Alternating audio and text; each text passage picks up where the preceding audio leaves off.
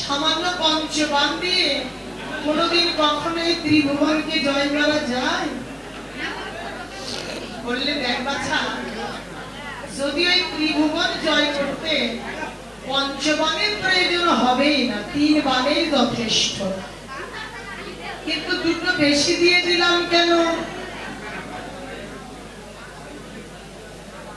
দুটো বেশি দিয়েছে জগতে যারা রসিক সুজন, তাদেরকে জয় করতে হয়তো বা এই দুটো বান প্রয়োজনে লাগতেও পারে। কারণ রসিক সুজনকে জয় করা এত সহজ নয়, আর সবাইকে সহজেই জয় করা যায়। কিন্তু যারা রসিক, যারা সুজন, তাদেরকে যায় না বাছা। কিন্তু মদন বিষয়টা মেনে নিতেই পারছেন না। মনে মনে চিন্তা করলেন, ঠিক আছে, 3 বানে যখন যথেষ্ট, কিন্তু আমি বান পরীক্ষা না করে রাখছি। আমি আগে পরীক্ষা করব, কাজে লাগলে রেখে দেব, না হলে যার বান তাকে ফিরিয়ে দেব। কিন্তু আমরা তো সবাই একটু হলেও জানি মদনের মাথায় যত শুধু কুবুদ্ধি, তাই না? আর মাথায় কিন্তু কোনো সুবুদ্ধি কাজ করে না। কোথায় অন্যায়, কোথায় অনিষ্ট, কোথায় অধর্ম, এগুলি নিয়েই মদন ব্যস্ত থাকে। এখন মনে মনে ভাবনা করলেন, পরীক্ষা তো করব, কিন্তু কাকে দিয়ে পরীক্ষা করব? পরীক্ষা করলে তো একটা জায়গার প্রয়োজন। কোন জায়গা থেকে শুরু করব? অনেকটা ভেবে চিন্তে দেখলে যাকে সরাসরি আর অন্য কোথাও না গিয়ে যিনি বান দিয়েছেন আমি তাকে দিয়ে পরীক্ষা করব। তাহলে দেখেন কি ভালো বুদ্ধি। বাবার সঙ্গে কোনোদিন প্রতারণা চলে? বাবা ভালো বলে ছেলের মঙ্গলের জন্য পঞ্চবান তুলে দিলেন, আবার সেই বাবার উপরে আক্রমণ। এই হলো মদনের বুদ্ধি। সরাসরি আর কোনো জায়গায় নেই, পিতাকে আক্রমণ করলেন। তুমি আমায় বান দিয়েছ, তোমাকে দিয়ে আমি পরীক্ষা করে দেব। তখন কি করলেন? মদনের যে 5টি বান ছিল, তার মধ্যে প্রথম বানের নাম ছিল মদন বান, অর্থাৎ কাম বান। এই বানটি যখন ব্রহ্মাকে ছেড়ে দিয়েছে, সঙ্গে সঙ্গে ব্রহ্মা আর ধ্যান ভেঙে গেল, কামে আসক্ত হয়ে গেলে আর শিবকন্যা সন্ধারানীর পরে যেন হরণ করবার জন্য উদ্যত হলেন, যদিও সেটা হয়নি।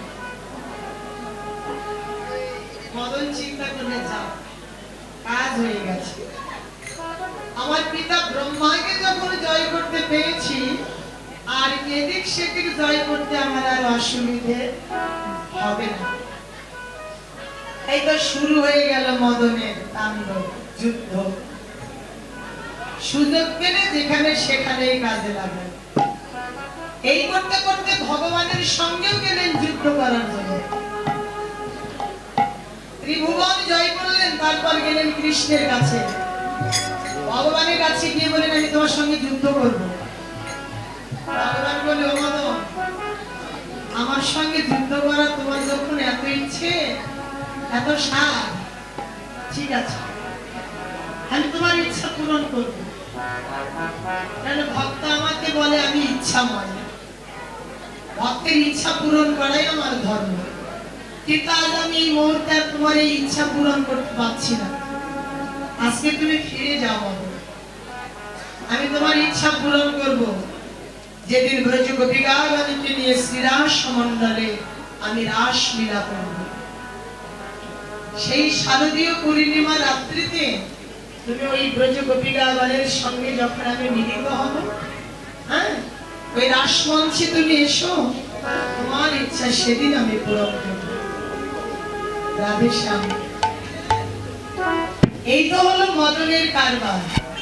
কিন্তু এই মদনের জন্য আমাদের অহল্যা যে সতী, তাকে অসতী হয়ে পাষাণ হয়ে গঙ্গার ঘাটে কতদিন অবহেলার পাত্র হয়ে রইতে হলো, তাই না? অহল্যা সতী অসতী হয়ে পাষাণ হয়ে রইলেন। আবার সেই পাষাণ থেকে তাকে উদ্ধার করার জন্য আমাদের এই যে সত্য ত্রেতা দাপর কলি চারটি যুগ, এই চারটি যুগেরই এলোমেলো ঘটল। আমাদের এই যুগের ক্ষেত্রে যদি অঙ্কে যাওয়া যায়, একের পরে কত হয়? 2 হয়। কিন্তু যুগের ক্ষেত্রে গিয়ে হয়েছে কি? 3। বা একের পরে 3, 3-এর পরে 2, 2-এর পরে 4। এটা হলো কেন? শুধুমাত্র এই মদনের কারণে। মদনের জন্য অহল্যা সতী অসতী হলেন, অভিশপ্ত জীবন নিয়ে গঙ্গার ঘাটে পাষাণ হইলেন। সেই পাষাণীকে উদ্ধার করার জন্য অহল্যা গৌতম মুনির 5 বছরের ছোট্ট শিশু সদানন্দ গভীর জঙ্গলে গিয়ে শ্রীহরির আরাধনা করলেন। সরল প্রাণা শিশুর ডাক ভগবান সইতে না পেয়ে এসে দেখা দিলেন। বল বাছা, এইভাবে ব্যাকুল প্রাণে তুই আমায় ডাকছিস কেন?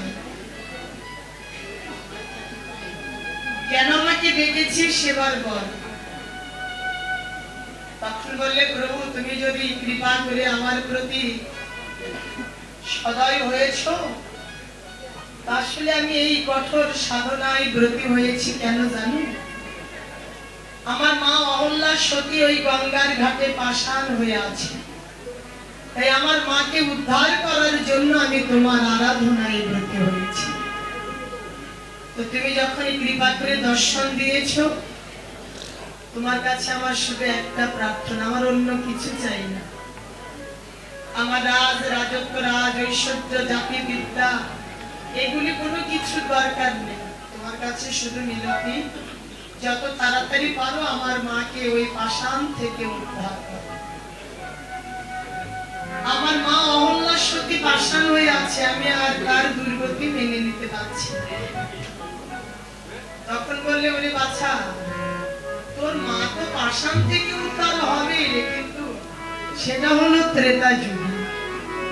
আমি যেদিন শ্রীরাম অবতার হব, ওই রাম অবতারে সর্বপ্রথম তোর মাকে আমি ওই পাষাণ থেকে উদ্ধার করব। বলছি, প্রভু সে তো অনেক দিনের কথা, ওইসব আমি বুঝি না। তুমি যত তাড়াতাড়ি পারো আমার মাকে তুমি কবে উদ্ধার করবে সেই কথা বলো, তারপর আমি ঘরে যাব। কি করবে? শিশুর ব্যাকুলতার কাছে শেষ পর্যন্ত ভগবান কথা দিতে বাধ্য হলেন। বাছারে, এই সত্য যুগ সবে মাত্র চলছে, সত্য যুগের পর আসবে দাপর, দাপরের পর আসবে ত্রেতা। কিন্তু তুই যখন মানছিস না, তবে আজ আমি তোকে কথা দিচ্ছি, সত্য যুগের পর যে দাপর যুগ আসার কথা, আমি দাপরকে পিছিয়ে দিলাম, আর ত্রেতা পিছিয়ে ছিল, আমি ত্রেতা যুগটাকে এগিয়ে নিলাম। কিন্তু সত্যকে তার পেরিয়ে দেওয়া যায় না। এই সত্য যুগের পরে যে ত্রেতা যুগ আসবে, ওই ত্রেতা যুগে আমি তোর মা অহল্যা সতীকে পাষাণ থেকে আমি শ্রী চরণ কমল পরশ করে উদ্ধার।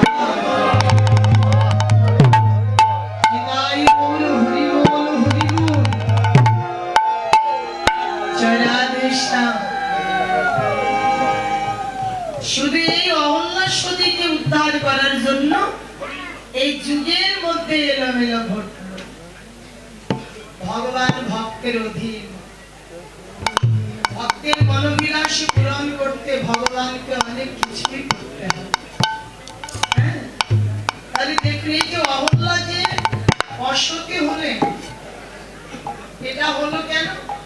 এটা শুধুমাত্র হয়েছিল দুষ্ট ইন্দ্রদেবের জন্য। গুরুপত্নীকে হরণ করলেন, সেটা গৌতম মুনির ছদ্মবেশে ধরে এসে, তার জন্য তাকেও তো অভিশাপ পেতে হয়েছিল। তাহলে দেখুন এই সংসার জীবনে আমরা যে যেখানে যে যত অপরাধী করি সেটা জানতে হোক বা অজান্তে হোক, পাপের শাস্তি সবাইকে পেতে হয়। আমরা একটা কথাই বলি, পাপ বাপ কেউ ছাড়ে না, জেনেই করো অজান্তেই করো, কিন্তু অপরাধ করলে শাস্তি ভোগ করতেই হবে। এখানে কোনো ক্ষমা নেই, যেমন কর্ম তেমনি ফল। যে যেমন কর্ম করবো কর্মানুযায়ী ফল তাকে ভোগ করতেই হবে। সবে কিছু এড়িয়ে যেতে পারলেও জন্মান্তরবাদ কর্মফল কোনোদিন এড়িয়ে যাওয়া যায় না। এই জন্য সংসার জীবনে চলার পথে অনেক সাবধানে চলতে হয়, যেন কোথাও কোনো প্রকারের বৈষ্ণব অপরাধ না হয়। হ্যাঁ, কোথাও যেন অপরাধ না হয়। এই জগতে আমরা অনেক কিছু অন্যায় করে বসি, বুঝে উঠতে পারি না, কিন্তু একটি সময় সেই হিসেবটা মিলিয়ে দিতে হবে। এই যে সংসারে দেখবেন ভালো মানুষ আমরা হাঁটা চলা করতে করতেই বন্ধু হয়ে যাচ্ছে, ভালো মানুষ দেখতে দেখতে অন্ধ হয়ে যাচ্ছে, ভালো মানুষ কথা বলতে বলতে ভাষা হারিয়ে ফেলছে। এসবের কারণ কি? অপরাধের শাস্তি। মানুষ এক জন্মের অপরাধের ফল কেউ ভোগ করে না, জন্ম জন্মান্তরে অপরাধের শাস্তি ভোগ করতে হয়। শ্রীরামচন্দ্রের পিতা দশরথ পুত্র শোকে তার প্রাণ গেল না? দশরথের পুত্র শোকে প্রাণ হারাতে হয়েছিল কেন? এক সময় সেও কোন বাবার প্রাণ নিতে প্রস্তুত হয়েছিল, সেটাও অজান্ত হয়েছিল, জেনে শুনে পড়ে। দশরথ স্বীকার করতে গিয়ে মনের অজান্তে হরির জল পান করছে মনে করে শব্দভেদী বাণী অন্ধমণির পুত্র সিন্ধুর প্রাণ নিয়ে নিয়েছিল। মানে সে যে জলে নেমেছে, তার বাবা মার জন্য জল নিতে এসেছে, তো জলে যখন নেমেছে শব্দ পেয়ে দশরথ মনে মনে ভেবেছিলেন হরিণ হয়তো জল খাচ্ছে, সেটা মনে করে দূর থেকে তিনি শব্দভেদী বাণ ছেড়ে দিয়েছিলেন। আর সরাসরি সেই বাণটা গিয়ে যখন সিন্ধুর বক্ষে গিয়ে লাগলো, চিৎকার দিয়ে পড়ে গেল। যখনই চিৎকার দিয়ে পড়ে গেছে, দশরথ চমকে উঠলেন, সর্বনাশ, আমি কার না জানি কি সর্বনাশ করে ফেললাম। দৌড়দৌড়ি করে আসলেন, এসে দেখে ছোট্ট একটি বালক মৃত্যু যন্ত্রণায় ছটফট করছে। ওরে বৎস,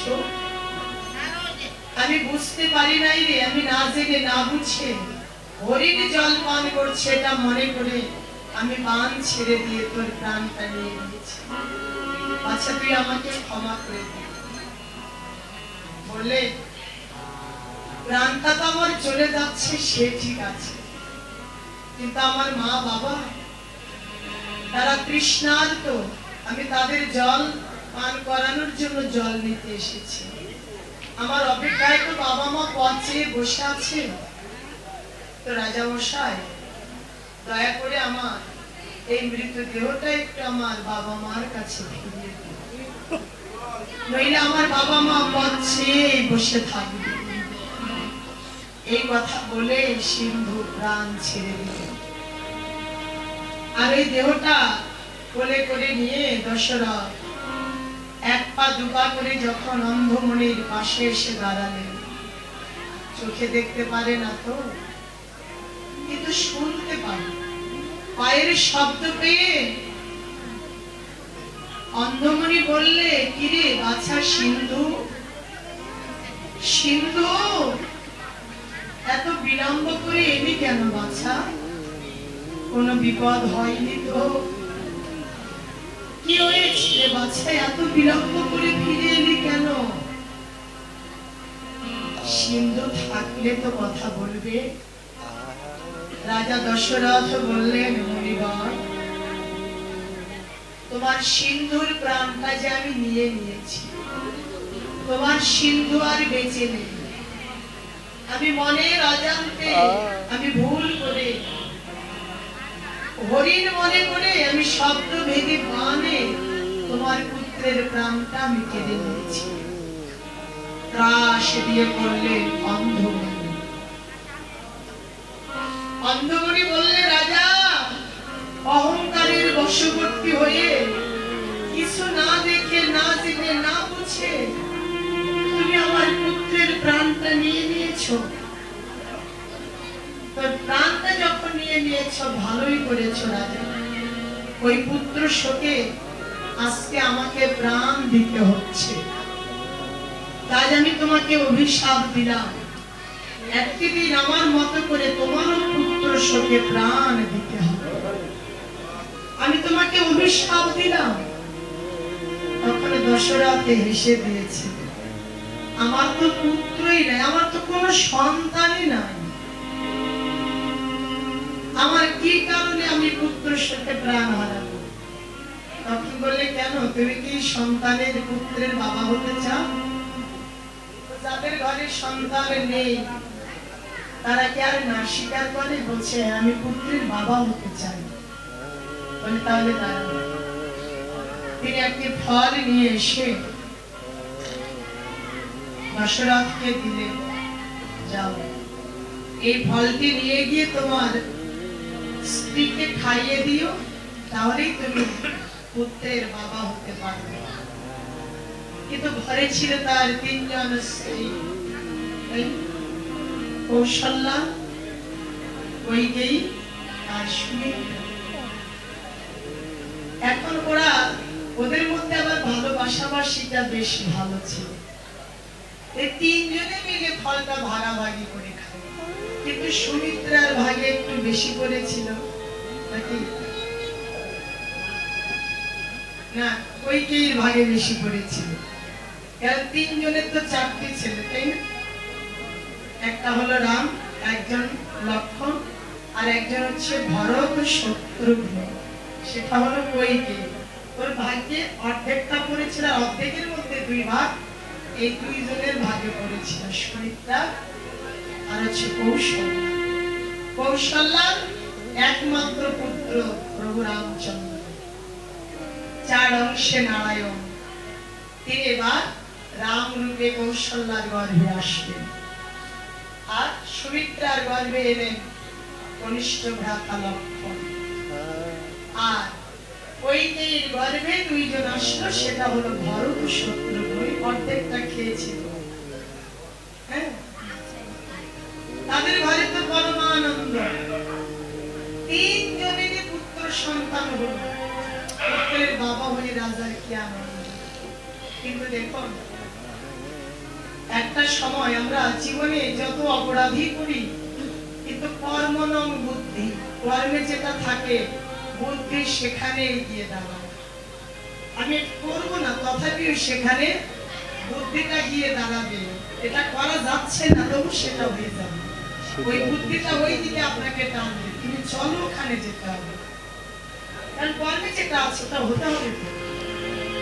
কিন্তু যখন দশরথ অসুস্থ হয়ে পড়েছিল, কইকেয়ীকে কথা দিয়েছিল, তুমি আমাকে সুস্থ করেছো, তুমি আমার কাছে যা চাইবে তাই দেবে। তখন বলেছিল, ঠিক আছে, তুমি আমাকে কিছু দিতে চাইছো, কিন্তু এই বর দুটো আজ আর আমার দরকার নেই। সবাই মতো আমি একদিন এই বর দুটো চেয়ে নেব।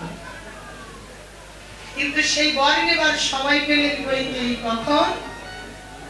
যেদিন রাম রাজা হবেন, রাজ সিংহাসনে বসিবেন, অভিষেক হবে, সেই দিন কইকেয়ী মনের সুখে রামচন্দ্রকে মালা পরাবেন বলে মনের সুখে মালা গাঁথতেছিল। আর মন্থরা এসে কর্ণে দিল কুমন্ত্রণা। মন্থরা এসে বলছে, কিরে কইকেয়ী এত আনন্দ কিসে, কার জন্য মালা গাঁথছিস? বলছে, কেন?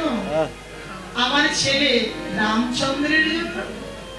আরে রামের জন্য বলা কেন? বলছি কেন? রাম আজ রাজা হবে, অভিষেক হবে, তো রাম রাজা হবে, তাতে তোর আনন্দ করে কি লাগবে? দেখুন, মন্থরা এসে কর্ণে দিল কুমন্ত্রণা। বল বলছে তোর লাভ কিসের? এত আনন্দ করে কি হবে? রাজা তো হচ্ছে কৌশল্যার ছেলে, তোর ছেলে তো না। মাথাটা যেন একেবারে ঘুরিয়ে দিল, তাই তো? আমার ছেলে তো রাজা হচ্ছে না, কৌশল্যার ছেলে হবে। তখন বললে শোন, তো রাজার কাছে যে দুটো বর নেবার বাকি ছিল, ওই বর দুটো আজকে নেবার সময় হয়ে গেছে। যদি পারিস আজকে যা, এই সময় বুঝে সুযোগ বুঝে রাজার কাছ থেকে বর দুটো চেয়ে নে। কিসের মালা গাঁথা ফেলে দিয়ে চলে আসলেন রাজার কাছে। রাজা, তুমি না আমাকে দুটো বর দিতে চেয়েছিলে? বলছে হ্যাঁ কইকেয়ী, আমি তো দিতে চেয়েছিলাম, কিন্তু তুমি তো নাও। বলছে আমার এতদিন প্রয়োজন হয় নাই, আমি নেইনি, কিন্তু আজ আমার প্রয়োজন। আজকে ওই বর দুটো তুমি আমাকে দাও। ঠিক আছে, আমি দিতে চেয়েছি, অবশ্যই দেব, বলো তোমার কি বর চাই? তখন কইকেয়ী কি বললেন? প্রথম বরে ভরতের বসাও সিংহাসন, আর দ্বিতীয় বরে শ্রীরামের পাঠাও কানন। যেমন বলেছেন রাজা দশরথ যেন ত্রাস দিয়ে পড়লেন। কইকেয়ী, এটা তুমি কি বলছো? আজ আমার রাম রাজা হবে, আমি রাজ সিংহাসনে তাকে বসাবো, তুমি আজকে এই মুহূর্তে এসে তুমি এটা কোন বর চাইলে? এটা বাদ দিয়ে তুমি আর কিছু চাও? বলছে রাজা, আমি এছাড়া তোমার কাছে আর কিচ্ছু চাইব না, কিন্তু অস্বীকার করলে প্রতিজ্ঞা ভঙ্গ হয়ে যাবে, সেখানেও অপরাধ। তখন বললে কইকেয়ী, আজকে তুমি আমার মাথায় এভাবে বাড়ি দেবে আমি বুঝতে পারি। এত কিছু চাওয়ার ছিল, কিন্তু তুমি এমন কিছু চাইবে আমি বুঝে উঠতে পারি। প্রথমবার ভরতকে তুমি রাজ সিংহাসনে বসাও, দ্বিতীয়বার রামচন্দ্রকে 14 বৎসরের জন্য বনবাসে দাও। কোন বাবা মা কি সেটা সইতে পারে? দশরথ যেন ব্যাকুল হয়ে কাঁদতে লাগে। কিন্তু কথাটি যখন কৌশল্যার কর্ণে চলে গেল, কৌশল্যা এসে কাঁদতে কাঁদতে বললে কইকেয়ী, আজকে তুই আমার বুকে যে শেল বেঁধে দিলি, আজকে আমিও তোকে অভিশাপ দিলাম। আমাকে আজকে তোর জন্য পুত্র হারা হতে হচ্ছে। পুত্র শোকটা তুই যেমন আমাকে দিলি, আমিও তোকে অভিশাপ দিলাম, আমার মতো করে একদিন তোকেও পুত্র শোকে কেঁদে কেঁদে দিন রাত কেটে যাবে। আমার মতো করে তোকেও কাটতে হবে পুত্র শোকে, তোর জীবনটা কাটিয়ে দিতে হবে। যা, কলিযুগে নদিয়াতে গিয়ে তুই হবি সচি মাথা। যেদিন নিমাই ঘর সংসার ছেড়ে সারা জনমের মতো যেদিন সন্ন্যাস হয়ে যাবে, সেদিন আমার মতো করে ওই পুত্র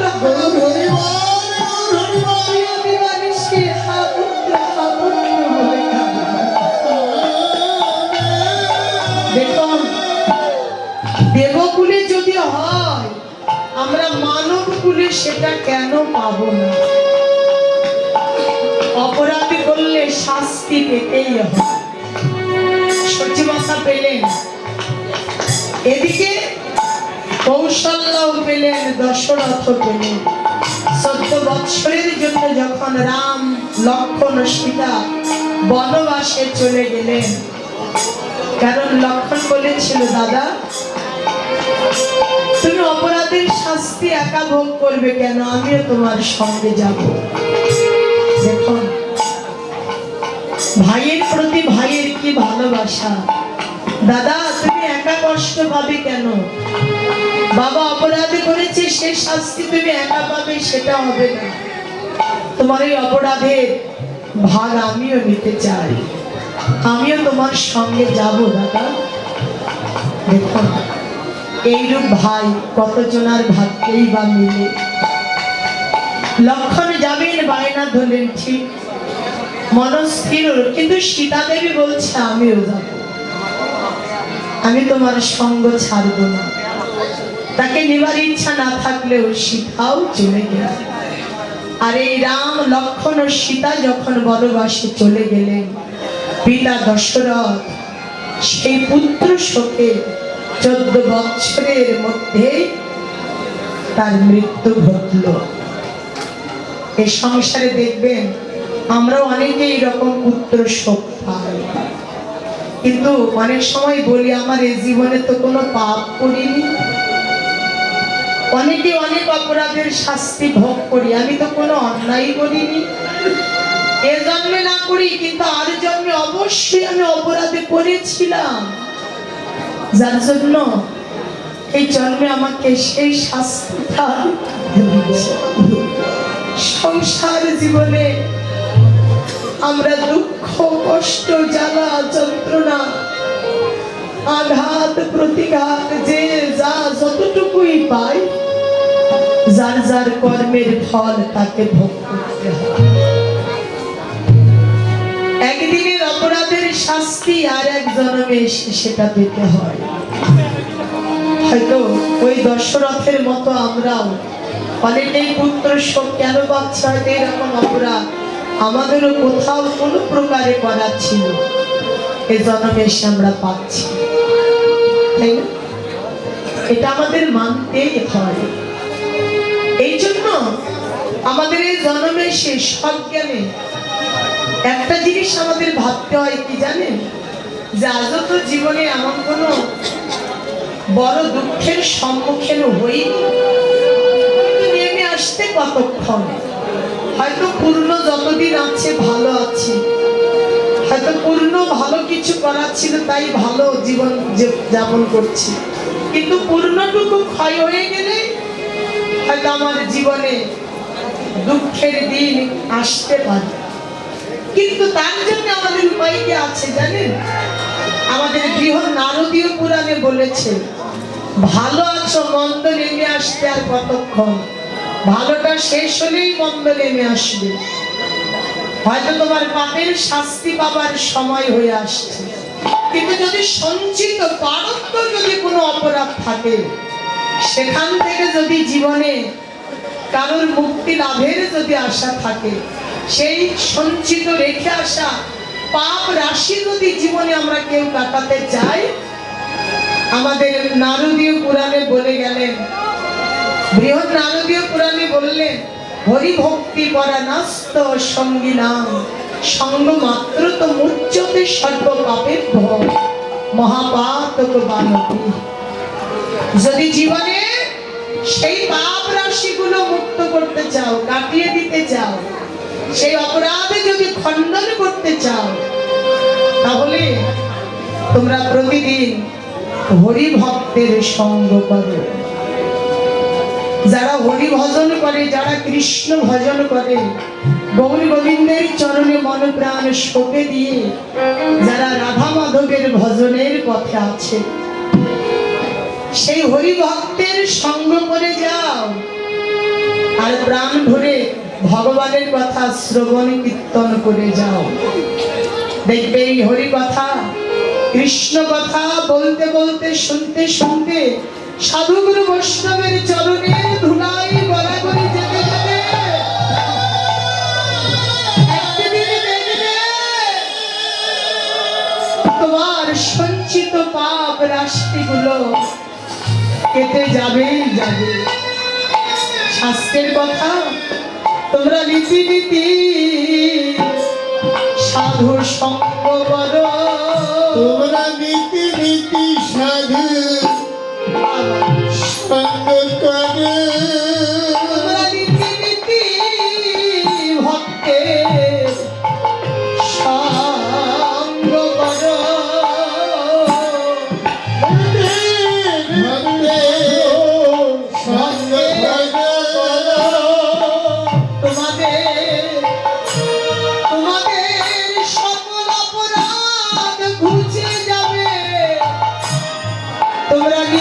কৃষ্ণ ভক্তে সঙ্গ কর তোমাদের সকল নিতাই গৌর হরি ঘুরতে যাবে তোমরা নীতি নীতি সাধু সঙ্গ করো। তোমরা কৃষ্ণ ভক্তের সঙ্গ করো তোমরা কৃষ্ণ ভক্তে